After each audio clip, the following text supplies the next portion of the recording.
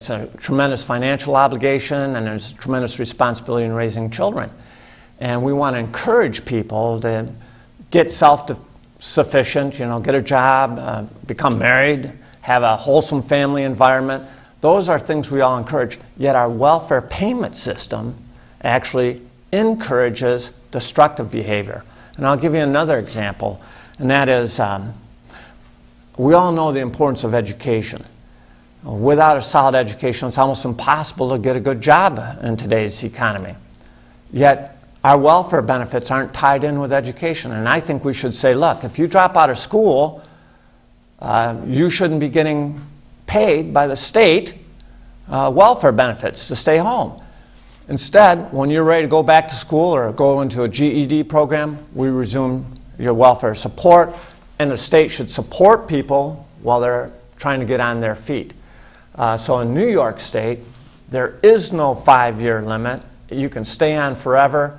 That's a very, very unfortunate situation in New York State. And New York State is also one of the few states that doesn't terminate welfare benefits if you don't get a job, when you're offered a job.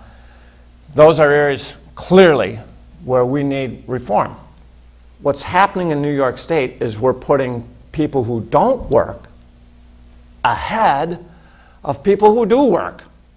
We're raising taxes on senior citizens so that people who can work stay home. And we pay for that. And in my opinion, that's the wrong way to go. I think the better approach is to require people to work, to put limits on how long they can get welfare, to make it easier for them to get off from welfare by encouraging them to get jobs or to finish their education, and support that transitional process rather than support. And Andy, part of the educational program down in New York City and other places, but mostly New York, in certain neighborhoods, is that you train your kids, instead of doing homework, you train them how to act crazy. They start snatching at things and say, they're after me. And you do that in class a few times, they immediately take you out and they check you out and they find you have a mental problem, and now you get Social Security. Social Security disability. Yeah, you get the Social Security for that kid. And so just some families have 2 or 3 kids on Social Security, which, buys the Coke. It's easy, Oh, yeah. Yeah. It's craziness what's going down there. I say it's craziness. And what I bring, Reed, to the table, my background, by the way, is in economic theory and in political theory. My undergraduate degree was in political economics. Which is a pretty complicated subject, I must say. Yeah, it is. Political economics. And like your wife, I also have a degree in mathematics, by the way. Oh, okay. Although your wife has a master's That's degree. correct, she does. She's very a brilliant mathematician. Yeah, and so I start from the premise that people on welfare are smart, intelligent people in terms of maximizing their benefit. Our challenge then is to design the welfare program so that they do better by leaving welfare. And I mentioned earlier, the Medicaid program is so generous, it traps people in poverty. And we need a system that makes it easier for people to leave poverty, doesn't trap them there. Well, the hell of it is, of course, Andy, I'm not going to defend the welfare. I'm certainly not their apologist. But the only jobs open for a lot of these people, many of whom do not have any education to speak of, or are overweight or have other physical problems or whatever, it's hard to get a job that doesn't pay them, that pays them more than, say, $8 an hour. And hell, you can't live on that. On welfare, the average welfare downstate is $20,000 to $30,000 a year worth of income, counting your Medicaid and your bonuses. It's easy, $30,000 if you have 3 kids. Well, who the hell's going to go to work full-time at McDonald's for $12,000 take-home pay when they can get $30,000 for sitting at home? Mm-hmm. I mean, that, you say, let's make it so that it's not practical. Well, it sure as hell is practical. Anybody who would work at McDonald's, or not just, I'd just pick any minimum wage job, which is the only thing open to them, rather than take their $30,000 for sitting at home, is cuckoo. And the way to address that, Reed, and you're right on target, by the way. I actually testified back in front of the State Assembly. Yeah. And I asked them, what's the highest tax rate in New York State? And they were very proud because they had just cut it to like 7 3/8 or something. And I said, no, it's 100%, because under your current program, if a welfare recipient gets a part-time job, you cut their benefits dollar for dollar. It's the same as 100% tax on income. And then you wonder why they don't take part-time labor. Of course, it's the same. They'd be nuts to. Exactly. And so my recommendation was, look, guys, quit treating people like they're idiots. Yeah. Allow someone who's on welfare to keep a significant portion of their part-time income. And if you want them to move, maybe they can't get completely out of welfare, but if you want them to move towards self-sufficiency, don't tax them 100% of their income, for Pete's sake. Allow them to keep some of their income. They then do better, and we as taxpayers do better because the other portion that they don't keep reduces the cost of the program. And furthermore, as you say, we're moving them into a new cycle. Exactly. The welfare cycle is so cemented. There literally are 5 or 6 generations now on welfare who've never been off welfare, and they're not about to leave welfare because it pays so well. That's right. And if we get people to start working part-time, yeah, it gives an important message in the family about the importance of getting up in the morning, getting dressed, going to work, and you want to reinforce the fact that working is a good thing, not an evil thing.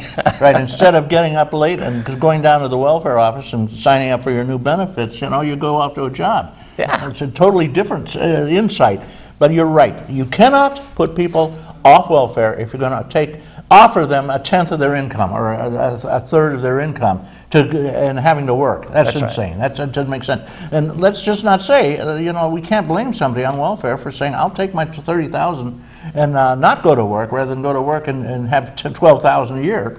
That's just common sense. And one of the things that happened, it's not greed, it's not stupidity, it's just common sense. One of the things that happened this year that I found very frustrating was at the same time the state cut education funding by 5%, the state assembly raised the welfare benefit by 10%. That's sending the wrong message. We should be investing in education and not giving a huge increase. I mean, here we are threatening to shut down state parks, right? Laying off people, laying off teachers, and giving a 10% increase in welfare benefits. And that, in my opinion, is the wrong way to go. And I assume that they also gave themselves a 10% increase in salary, which usually happens. They wanted to. The eye of the public got onto it. We're talking to Andy Goodell. Andy Goodell is our ex-county exec. He is running for the assembly, although this is not a political program. But we're talking about some of the things we can do in New York State, which would go along with getting in the assembly, that would help out our situation here in Chautauqua County and everywhere else. And of course, the one we did hit, we know, even though there's contests and there's argument about whether or not it's true or what the facts or figures are, they all say, let's just say you can do anything you want with figures. And the figures are, we're the highest tax county in these United States, Chautauqua County, in terms of per capita income, in terms of property values. Even down in Long Island, their taxes are half as much on real estate as we're paying up here. Even though down there, the house up here that's $50,000 is $500,000 down there, so they're going to pay a big buck on it. But that's what it's worth too. They can sell it for that. But up here, $50,000, we're going to pay. I think it's up to about what, 3, 4, 5% almost in of the value of the home in the county. It's fairly high in some areas, like the city of Jamestown. They're actually bumping into their constitutional tax limit. Yeah. And the mayor just recently pointed out that pension costs are going up 40%. Yeah. And he's got $1 million increase in pension costs. And there's no doubt that in the past, the state government has, the reason we have the highest property taxes rate is because the state government has passed on a lot of costs for state programs on the local government. Like Medicaid. And welfare, and pension costs, and regulations. There's a lot of unfunded regulations. Health insurance costs, a lot of people don't realize. Last year, the state legislature increased taxes by $700 million on your health insurance policies.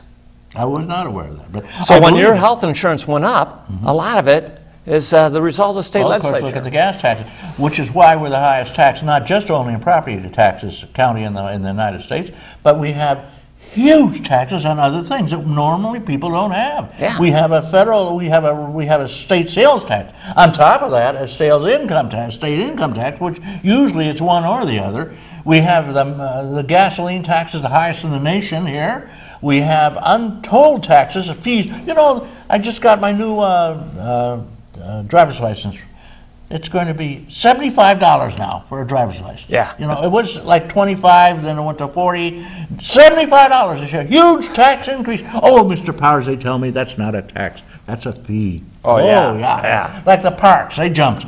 Well, it's a parking fee. How do you get to the park, huh? You gonna fly in on your helicopter? And in fact, you're right, Reed. We're being killed here in Chautauqua County with taxes. Last year, as you know, the state went into a recession, and the response of our state legislature during the recession was to increase taxes and fees by $12 billion. That's $12 billion. That's 20% in total increase Yeah. last year. Yeah. And then they increased it this year again. And that's $20 billion that's sucked out of the economy, taken out of our pockets. It's tax money, just snatched out. Taken out of the pockets of all the businesses and industries are struggling to Which keep will people pass it on to employed. us, so it's right out of our pocket again. Again, it's, in my opinion, it's exactly the wrong thing to do. You know, we need to be looking at ways to cut our expenses, cut spending, cut taxes. And I think that's really where we need to go. I don't think we ever will. I just got this funny sound. They're throwing us off the air. So I'll give you 30 seconds just to wind up, uninterrupted. Well, Time is up. Time is up, yeah. You know, there's a lot of frustration in Albany, and rightfully so, because I think they've lost touch. But I also want to point out that not everybody in Albany needs to be thrown out. Kathy Young voted against those tax increases. I'd keep her. Kathy Young voted to support our farmers in a position that I support as well. And this fall, we have an opportunity to really look at how we can restructure New York State government to be friendlier for us. And I think it's time that state government starts putting us first rather than somebody else first. Andy Goodell, put us first.